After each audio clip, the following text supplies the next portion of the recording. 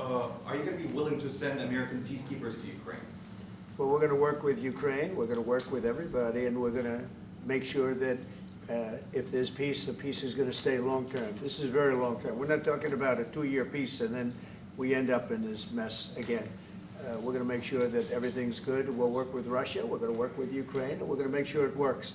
And I think if we can get to peace, it's going to work. I have no doubt about it. Your team has talked about security guarantees. Could that involve U.S. troops? Would you rule that out in the future? We'll let you know that maybe later today. We're meeting with 7 great leaders of great countries also, and we'll be talking about that. They'll all be involved, but there'll be a lot of help. When it comes to security, there's going to be a lot of help. It's going to be good. They are first line of defense because they're there. They're Europe. But we're going to help them out also. We'll be involved. Mr. President, Vladimir Putin mentioned that the war will not end without addressing the root causes of this war. Have you had an understanding what are the root causes of this war? Well, look, the war is going to end. When it ends, I can't tell you, but the war is going to end, and this gentleman wants it to end, and Vladimir Putin wants it to end. I think the whole world is tired of it, and we're going to get it ended. It was, you know, I've done 6 wars. I've ended 6 wars, and I thought this maybe would be the easiest one, and it's not the easiest one. It's a tough one. A lot of reasons for it, and they'll be talking about it for a long time. But they'll be talking about the others. Look, India, Pakistan. We're talking about the big places. When you look at, you just take a look at some of these wars. You go to Africa and take a look at that. Rwanda and the Congo, Republic of the Congo. That's been going on for 31 years.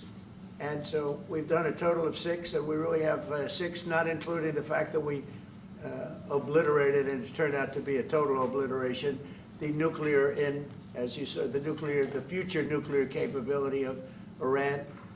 And this one, I think we're going to get solved also. I feel confident we're going to get it solved. Thank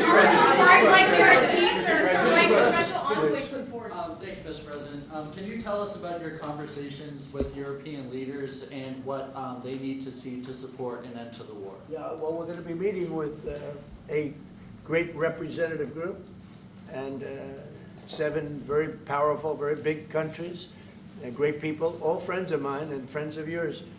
And we're going to have some suggestions made. They want to see peace. They would like to see peace. President, In the red. President Trump, do you think it's fair to, for Ukraine and for Russia to achieve a lasting and durable peace if Ukraine cedes its territories that Russia hasn't yet conquered? Do you think it's a fair peace for Ukraine? We're going to have a lasting peace. Just to answer the first part of your question, we're going to have a lasting peace. I hope it's going to be immediately. I hope it doesn't have to go on.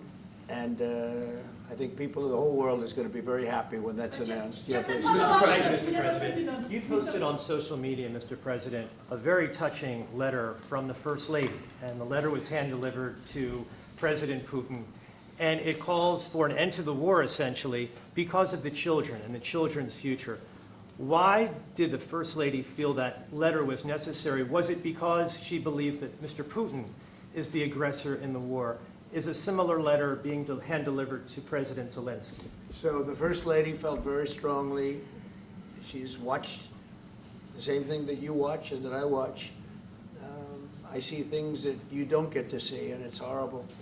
But when she's got a great love of children, she has a wonderful son that she loves, probably more than anybody, including me. I hate to say it, but she loves her son. She loves children, and she hates to see something like this happening. And that goes for other wars too. I mean, she sees the heartbreak, the parents, the funerals that you see on television. Always funerals. We want to see something other than funerals. No, she felt. It was a beautiful letter. It was very well received by him.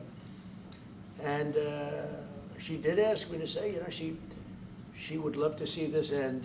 She would love to see it end. And she says it very openly, very proudly, and with great sorrow because so many people have been killed.